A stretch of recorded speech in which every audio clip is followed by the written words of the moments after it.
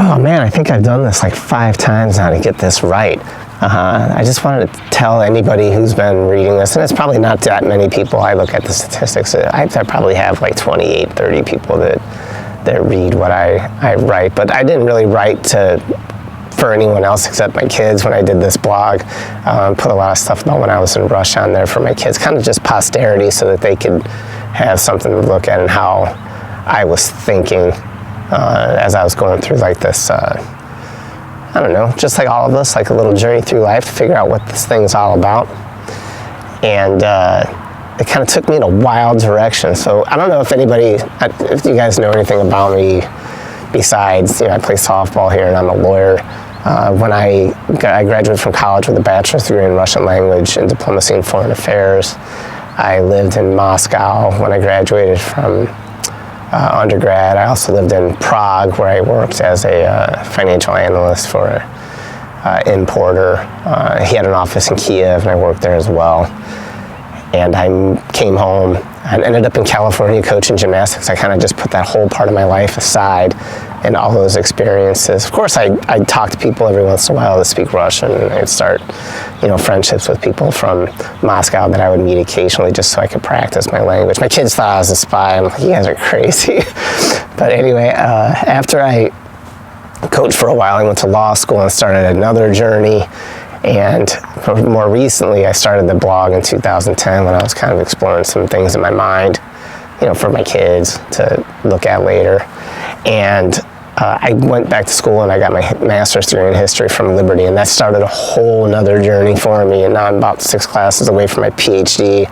I'm writing my PhD on totalitarianism in the 20th century, primarily focusing on Nazi Germany and mostly the Soviet Union. Since I speak Russian, it kind of makes sense. I have some experiences there. So, yeah, I went through this whole journey, and at the end of it, I'm going to shut this down because I'm going to start working with some dear friends of mine on a project called Sierra Thread. It's going to be a local website that we're going to give local news. We're going to do some investigative journalism, and we're also going to be doing some history, some political theory, some high-end thought, but written in a manner that is really understandable.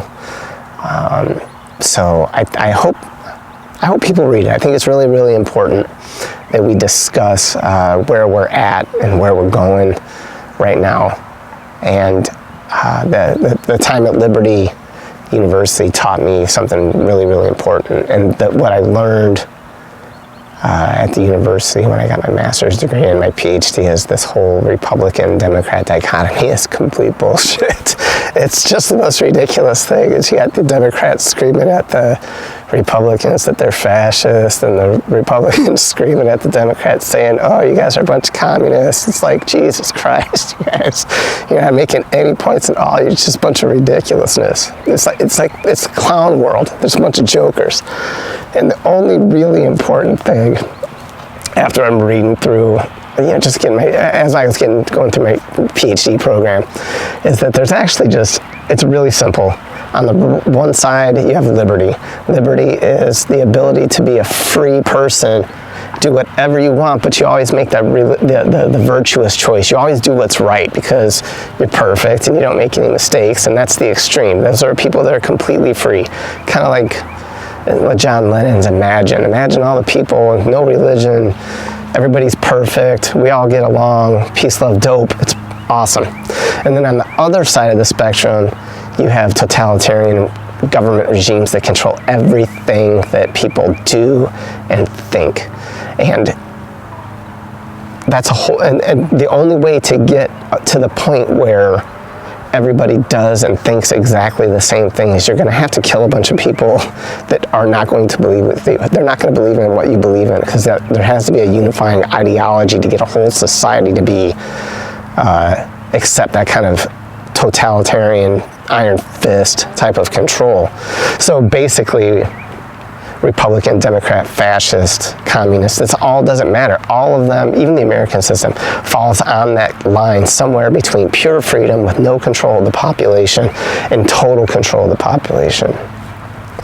So what I basically come up with is that the only way that we can determine where we're at on that line is us.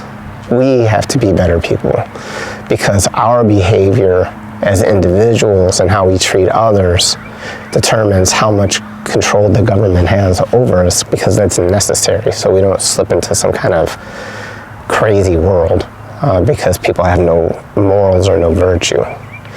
So yeah, so what became a political theory and historical search for me ended up being more of a spiritual conclusion at the end, because it was, the answer wasn't found in a book. As Solzhenitsyn says, the line of good and evil doesn't go through society, it goes through each individual's heart. So that's actually the solution, is that we have to be a better people, we have to be more loving, we have to give people more space, we have to be more understanding. We have to, even like with climate change, we have to spend less. We're the solution to the problem. And by looking at we blame corporations, or we blame anybody. We blame the politicians. Well, you voted for them and that corporation's rich because you gave them the money. So the ultimate problem became who we are as a people, and how we are as a people is going to determine where we're at on that line. And I'm going to, like I said, I'm shutting my blog down today, and I'm going to join Sierra Thread, and I'm going to start writing with some very, very intelligent people, some very talented people who believe similarly that we need to have a discussion. We need to have something better here locally. What we have right now, frankly, is crap.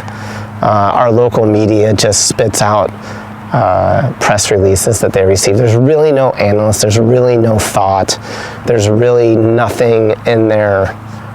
It's just a bunch of people screaming at each other. It's like the Democrats and the Republicans, just back and forth, back and forth.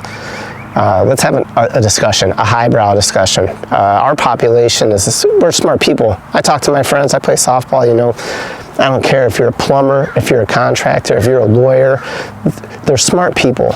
They're good people, and there are people that deserve to be further on the right of the continuum than the left of the continuum, because the people that are in control in our government, for some reason, they just want to keep these,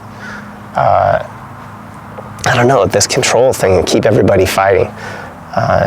We need to live in a happy society. Our kids don't need this kind of anxiety, and we need to start taking these people to task for what they're doing and dividing us. And that's what I'm going to do at Sierra Thread. And I want to thank you if you read my blog before, and I want you to make sure that when we start this new news outlet with some political theory and some history, that you can be a regular reader and help us out educating our public about why we're good people and why we deserve to be a free people. So thank you very much, and I'll see you in about a month.